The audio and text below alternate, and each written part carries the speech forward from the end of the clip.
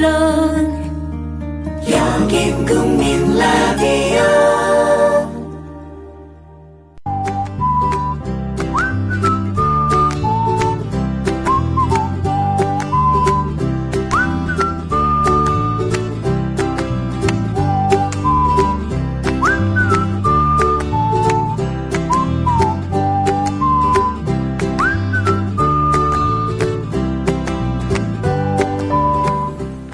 경제학을 물건에 비유한다면 뭐가 좋을까요?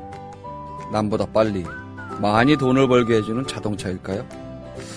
험난한 상황을 건너가게 해주는 나룻배일까요? 아니면 꼭 먹어야 하는 음식일까요? 저는 안경이라고 생각합니다. 경제학을 안다고 돈을 잘 버는 건 아니고요.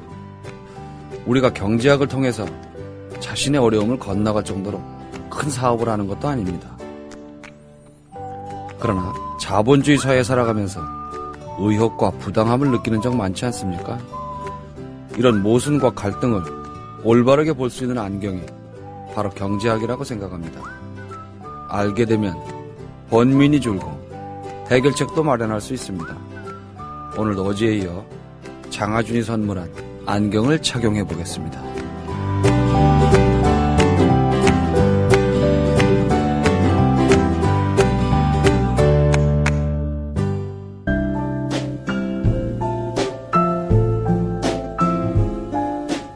뇌에는 근육이 없습니다. 최근 섹시한 뇌를 위한 체육관 국민라디오 전영관의 30분 책 읽기.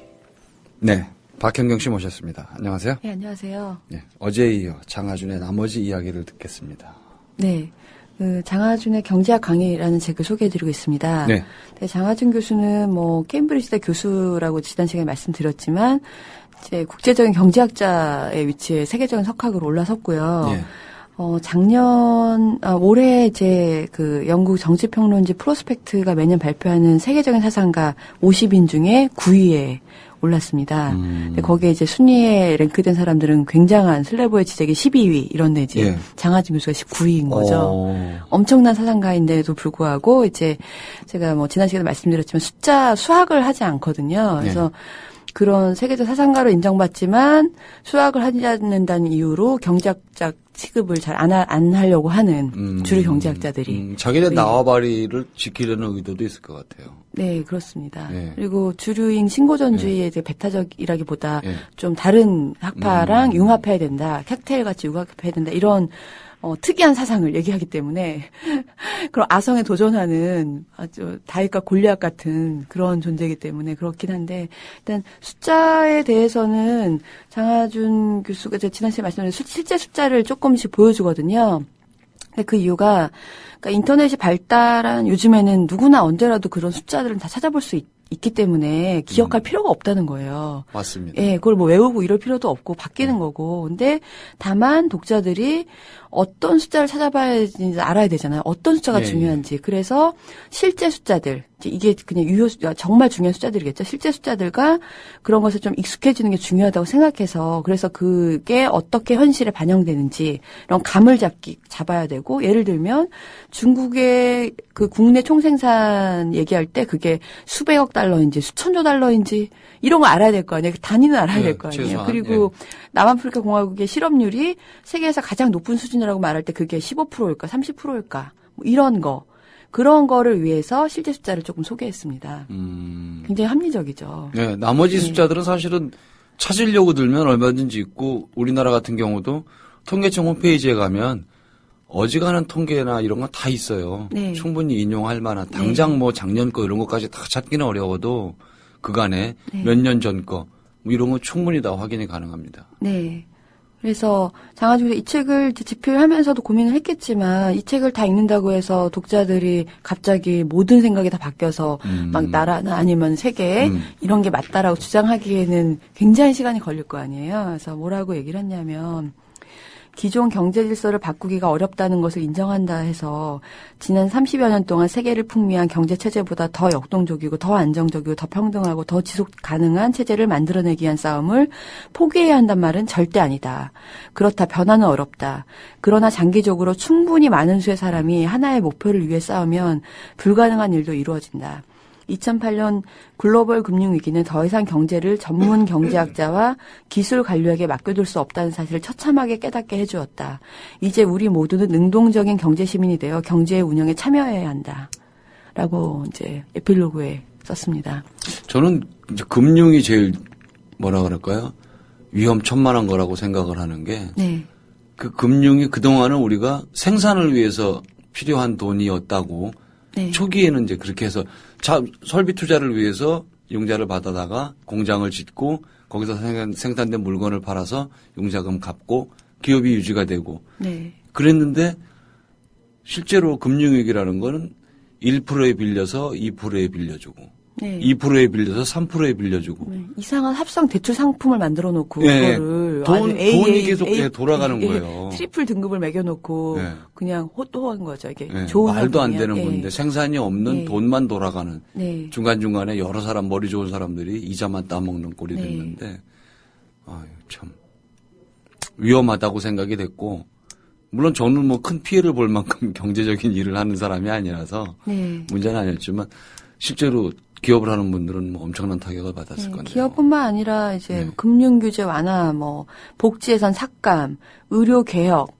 이런 많은 정책들이 우리 삶에 진짜 우리 정말 영향을 미치잖아요. 직격탄을 준 예, 이런 네. 거를 경제 전문가들한테만 맡겨놓고 우리는 네. 결정되면 따라야 되는 존재는 아니니. 네.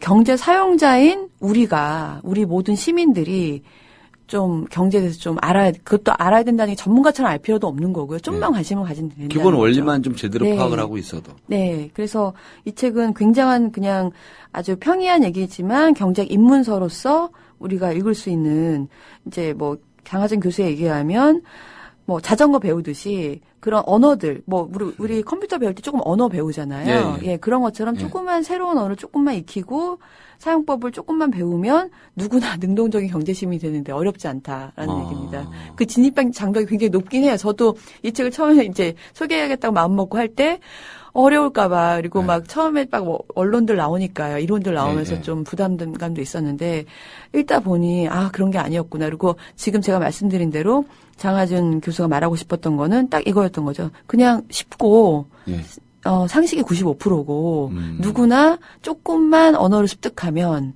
그 이제 경제학자들이 쓰는 용어들이 있잖아요. 그것만 습득하면 자기의 시각을 가지고 또 이런 이론들을 접하면서 넓어질 수 있다는 거죠. 그리고 내가 스스로 능동적인 참여시민이 될 수 있다. 경제 주권자임을 이제 인식하게 되겠죠. 네. 경제 사용자인 우리가 주체가 돼야 되는데 누구한테 전문가한테 물리학자도 아닌 경제학자들이 물리 법칙처럼 우리한테 법칙을 요구했던 거죠. 자세한 거 좀 많이 아는 사람들이 항상 문제예요. 네. 조금 저처럼 좀 덜 알면 되는데 네. 저처럼 무식하면 좀 위험할 수도 있지만 너무 많이 아는 사람들이 그거 자기 거를 지키기 위한 무리수를 둘 수도 많고 네. 속이기까지 하니까 그렇습니다. 당하고 살잖아요, 자꾸. 네. 전 세계 금융위기가 그래서 온 거고 그럼에도 불구하고 아직도 신고전주의가 대세라는 거는 문제가 있는 거죠. 계속 주류거든요, 지금 현재도. 언제나 좋아질까요, 그럼? 이런 이제 여러 가지 뭐 장하준 교수 같은 사람도 있겠지만 일반 국민들이나 시민들이 움직이지 않으면 이거는 그 전문가와 맞서 싸울 수 있어야 된다는 건데요. 그걸 우리가 하기에는 너무 아무것도 없잖아요. 무기도 그렇죠. 없고. 예.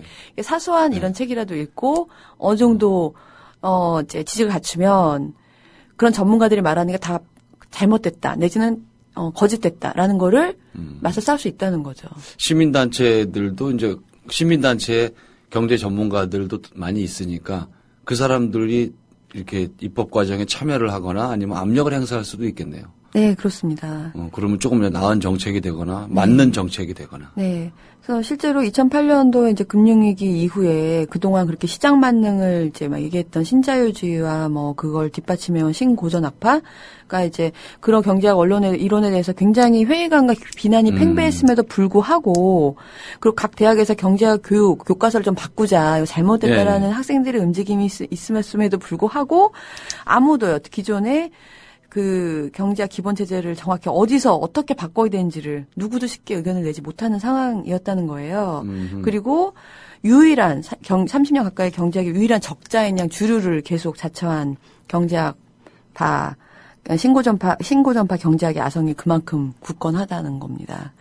작은 돌을 던진 거죠. 장하석 교수. 조금 이런 식으로 해서 조금씩 경제에 관심을 더 가지면 사실 대한민국의 대통령들이 경제에 대해서는 잘 몰랐잖아요. 네. 그동안의 대통령들을 이렇게 봐도 경제 쪽에 밝은 사람은 저는 없었다고 생각을 하거든요. 네. 경제장관이 그 자기네 아까 말씀하신 뭐라 그럴까요? 그 학파. 네. 그런 사람들의 논리에 의해서 또 그렇다니까 네, 대통령 맞습니다. 입장에서는 이렇게 하면 백성들이 국민들이 행복하다는데 네.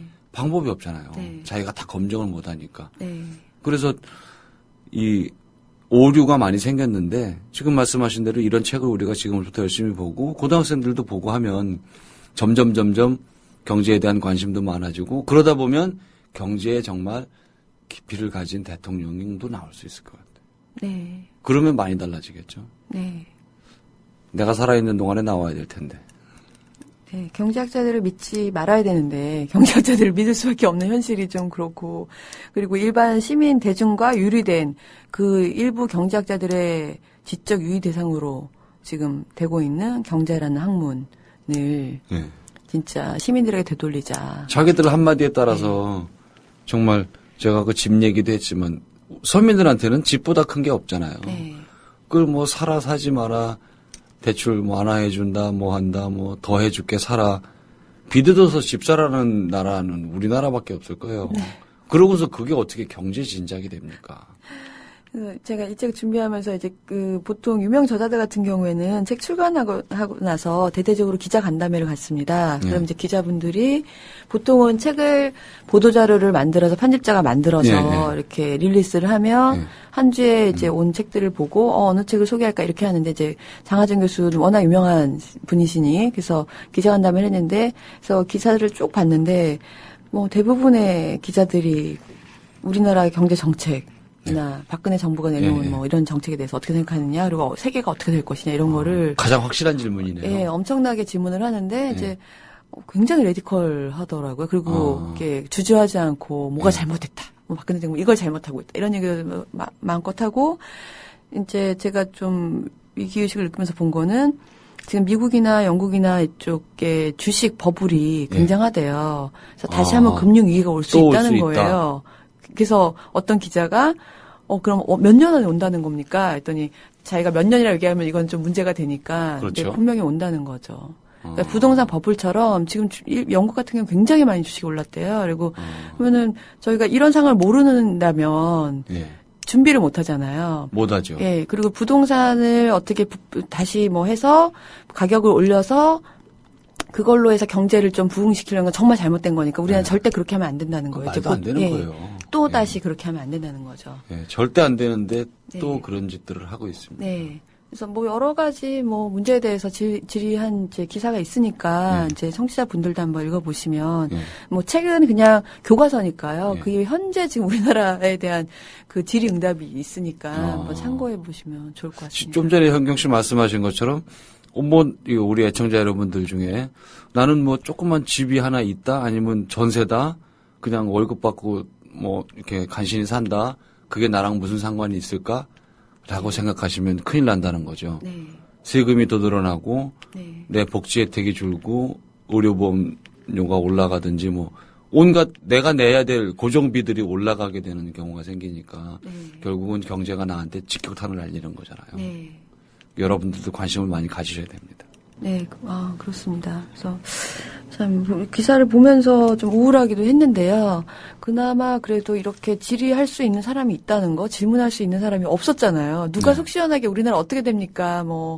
얘기할 수 없었는데 기자들도 거의 교주한테 물어보는 듯한 느낌으로 제가 기사 읽었거든요. 예. 근데 말 한마디 한마디가 정말 정답은 아니겠지만 그래도 세계적인 시각을 갖고 있는 사람의 얘기와는 좀 다르지 않을까. 그리고 이 책도 그렇고요. 장하준 교수가 한국에 있었으면요. 그렇게 못 됐을 거예요. 네, 제가 예전에 인터뷰를 읽었는데 왜 어떻게 다 케임브리지 대학을 갔냐. 그랬더니 서울대 교수를 신청을 했는데 이제 임용해달라고 했는데 거절당해서 국내는 서울대 다 거절당했나 봐요. 그래서 어떻게 하다가 이제 케임브리지에서 오라고 해서 간 건데 이제 보통 신청을 하잖아요. 교수를 하고 싶다고. 근데 한국에서는 거부한 학자였던 거죠. 뭔가 거기 선배가 없었나 보죠. 네, 그런가 보네요. 네, 선배가 없었거나 아니면 누가 이렇게 소개를 안 해줬거나. 네, 그래서 만약에 서울대에서 채용을 했으면 자기는 그 생각도 못 했을 거고 계속 있었을 텐데. 그렇겠죠. 네. 지금과는 다른 시각이었을지도 몰라요. 정부 정책 이렇게 하면서 집값 오른다고 집 사라고 그런 거 뉴스 시간에 나와서 얘기하고 그랬을지도 모릅니다. 네.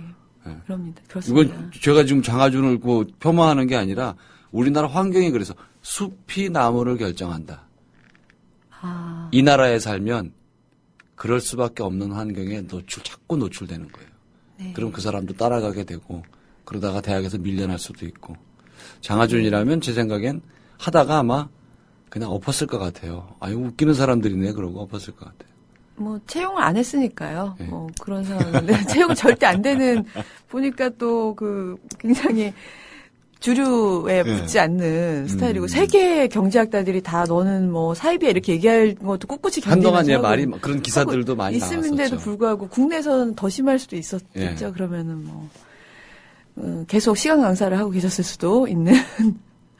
그나마 참 다행이라고 생각이 돼요. 그래서 이런 분들이 좀 집단들 학자 집단들한테 직구를 날릴 수 있어서 우리가 갸우뚱 한번 하고 이게 뭐지? 할 수 있잖아요.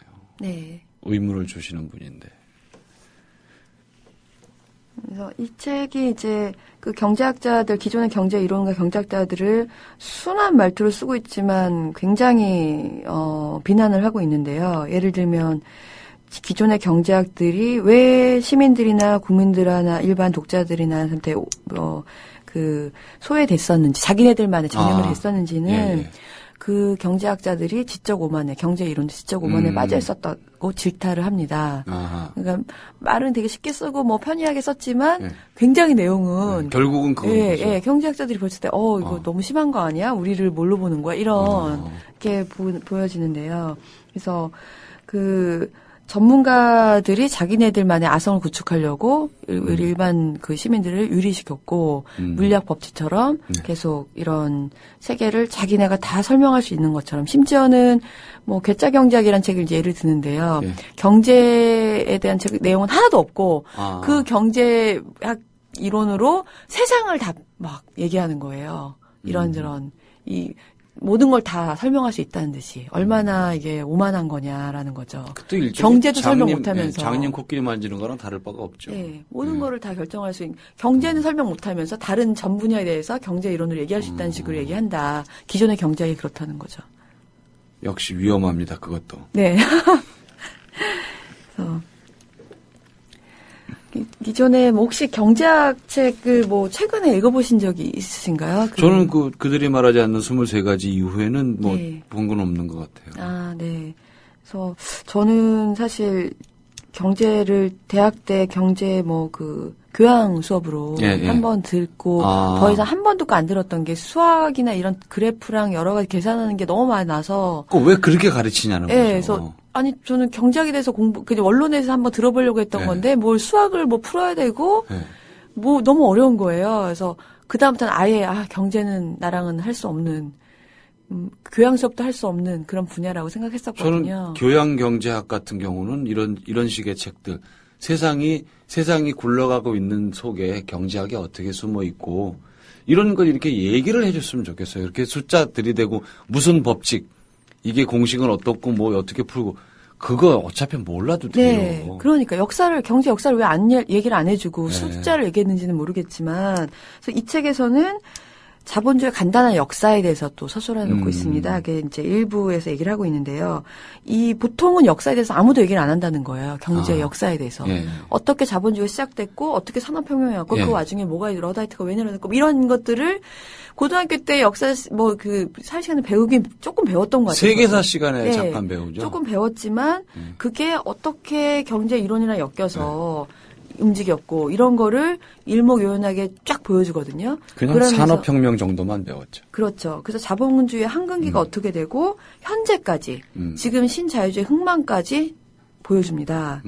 그러면서 이제 왜 역사를 공부해야 되는지 지금 주류 경제학은 역사 자체를 얘기하지 않는데 그 이유를 예, 이제 예. 밝혀놓습니다. 아하. 우리가 역사를 알지 못하고는 이제 그 정치 역사도 마찬가지지만요.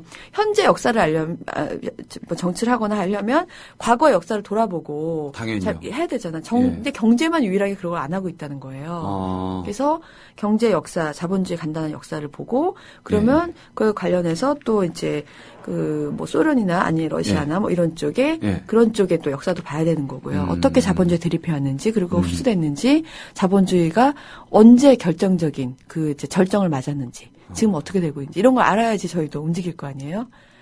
그런 거를 처음에 일부에서 다 얘기를 합니다. 그래서 1776년부터 2014년까지 그 자본주의에 대해서 얘기를 하고 그 이후에 경제학의 9가지 이론에 대해서 다시 한번 또 일목요연하게 하고 그거를 9가지 이론을 가지고 또 표를 만들어서 어떤 게 같은 명제에 대해서 주제에 대해서 뭐가 틀린지를 표로 보여줍니다. 이 한 권 보면은 저 경제에 대해서는 좀 감을 잡겠네요. 네, 그렇습니다. 단순히 뭐 어떤 거 비판하거나 뭐 노조의 정책이라든지 아니면 복지라든지 이런 것만 얘기하는 게 아니라 일단 기본적인 역사와 정책에 대해서 학파에 대해서 좀 공부를 하고 그 이후에는 이제 그 이슈별로 뭐 생산이라든지 금융이라든지 불평등이라든지 빈곤이라든지 일, 실업, 그다음에 정부, 뭐 글로벌 이런 것에 대해서 이제 이 원론을 가지고 짚어나가기 시작하는 겁니다. 다 이런 거를 우리가 어제도 말씀해 주셨지만은 다 못 보면 기본 개념이라도 갖고 있으면 나중에 시간 날 때 이 책을 결국은 들춰보게 될 것 같아요. 네. 언제든지 이걸 들춰보게 되고 또 저게 뭘까?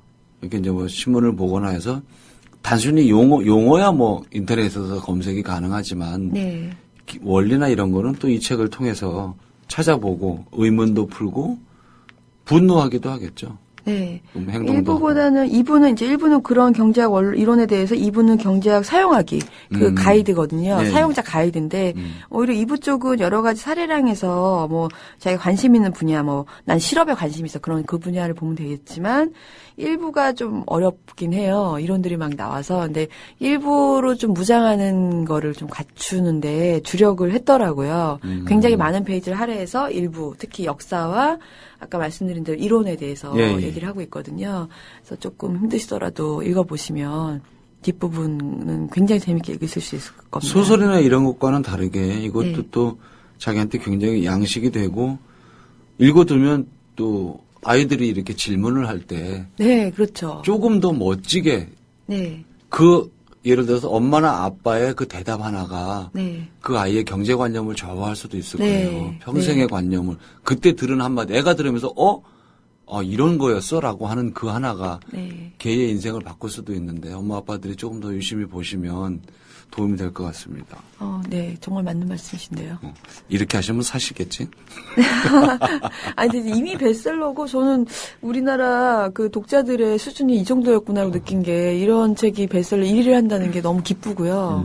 저는 이 책 여기서 이렇게 사시라고 말씀을 드리는 게 뭐 출판사의 문제가 아니라 이 좋은 걸 꼭 필요한 거니까 애청자 여러분들이 서가에 하나씩 꼭 꽂아 놓으시라는 뜻이 훨씬 강합니다. 네, 고등학교 때 이후로 저는 이제 경제에 대해서 새롭게 공부한다는 생각이 들었고, 그런데 또 놀라웠던 거는, 고등학교 때 배웠던 거에서 크게 많이 나가진 않는구나, 라는 거예요. 그런데도 또 수요와 공급 이런 거 다 배웠잖아요, 저희. 애덤 배웠죠. 스미스 배웠고, 케인스 배웠잖아요. 근데 얼핏 배웠지만, 특히 그 그래프, 수요와 공급 그래프는 열심히 배웠잖아요. X자 이렇게. 그게 이제 애덤 스미스인데, 그거에서 많이 올라가지는 못했지만, 근데 이 책을 보면, 그거부터 시작을 하거든요. 그래서, 내가 저 대학교 때 그 경제 원론인가 뭐 경제학 이론인가를 그 수강을 하면서 느꼈던 열등감과 패배감을 싹 씻어주는 예, 그렇게 많은 그 정보가 필요 없었구나. 예, 그냥 누구나 읽을 수 있는 책이었구나라고 생각이 들어서요. 수요 공급 곡선. 하긴 그거 하나로 어지간한 건 다 설명이 사실은 돼요. 네. 그 수요 공급에 다른 거를 넣으면 우리 연애도 그걸로 다 해결이 됩니다. 그 표로. 그런가요? 예, 연애조차도 그 내가 보고 싶어 하는 마음과 또 상대가 가진 나한테 된 그런 마음. 그게 이렇게 만나야 돼요. 개인 대 개인이 있을 때요. 예. 아, 네. 그게 안 만나면 만나는 순간이 사실은 절정인 거죠. 근데 그 만나서 두 이동 곡선이 뭐 직선이더라도 하나로 만나서 그대로 유지되는 경우는 없잖아요. 결국은 또 벌어지거든요. 네. 많이 벌어지면 이별하는 그게 거예요. 이제 수요 공급때 시장 가격이 결정되잖아요. 네. 만나는 지점에서. 네. 근데 이제 소위 1등 뭐 그 신부감 신랑감 같은 경우에는 이게 공급이 적은데 수요가 높아서 그런 건가요, 그러면? 그런 것도 있고 네. 또 여자는 감가상각의 대상이라고 보거든요. 나이를 먹으면서 여자는 아름다움이 떨어지기 때문에 여자는 감가상각됩니다. 근데 남자는 시간이 가면서 경제적 능력이 늘어나고 여러 가지로 갖추게 돼요. 그래서 남자는 증가하는 자산인 거예요. 그러면 여자도 수입이 늘어나면서 외모는 좀 망가져도 남자도 외모는 망가지잖아요. 그런 네. 여자가 출연하는 이 시대에는 어떻게 되는 건가요? 근데 여자는 외모, 남자는 돈. 이런 논리가 워낙 강하니까. 아직까지는요. 예, 아직까지는. 그러니까 여자가 이렇게 곡선이 떨어지고 남자는 올라가면서 만나는 데서 문제가 생기는 거예요. 얘기가 이상한 데서 아니, 제가 이틀 동안 좀 어려운 책을 소개해드리려고 머리가 지났었는데 즐거운 얘기로 맺어주셔서 감사합니다. 네, 수요 공급 곡선 하나 가지고도 인생을 논할 수 있는데 중요한 건 그게 다가 아니라는 거죠. 자, 오늘 박형영 씨 모시고 장하준의 경제학 강의 나머지 얘기 들었습니다. 오늘 고맙습니다. 네, 감사합니다. 네. 네. 책에 있습니다만 이 절대적 빈곤에 시달리는 사람의 70% 이상이 중간소득 국가에 살고 있답니다. 2000년대 중반 현재 중국 인구의 13%인 1억 7천만 명, 인도 인구의 42%인 4억 5천만 명 이상이 국제 빈곤선에 못 미치는 소득으로 생활한대죠. 이 나라들은 경제학이 없을까요? 경제학자가 없어서 민중이 극심한 격차 속에 사는 걸까요? 이런 사실을 알게 될 때마다 저는 경제학이 정치와 너무 근접했다는 생각을 합니다. 어쩌면 욕망에 찬 경제학자가 정치인 주변을 서성대는 거겠죠. 그들이 정직한 해법을 내놨다면 빈곤층은 줄어들지 않았을까요? 아울러서 경제학자의 직원을 제대로 수용하는 정치인이 있었다면 세상은 지금처럼 배고픈 곳으로 추락하지 않았을 겁니다. 우리가 경제학을 안다고 해서 바뀔까요? 시민단체에서 활동하는 경제학자들이 여럿 있습니다만 정책에 반영되는 안건이 많지는 않습니다. 결국 힘들다는 뜻이죠. 그러나 알아야 바꿀 수 있습니다. 내 이웃의 고난이 단지 그들의 잘못만은 아니라는 사실을 인식했을 때 그들을 보는 눈이 달라지고 행동 또한 개선됩니다. 경제학은 큰 그림을 그리지만 경제학을 이해한 우리들은 주변의 작은 문제부터 해결하게 됩니다. 선행이란 단지 남을 위해 베푸는 것만이 아닙니다. 무엇이 잘못됐는지 인식하는 순간 거기가 바로 선행의 출발점이 됩니다. 지금까지 30분 책 읽기 전영관이었습니다.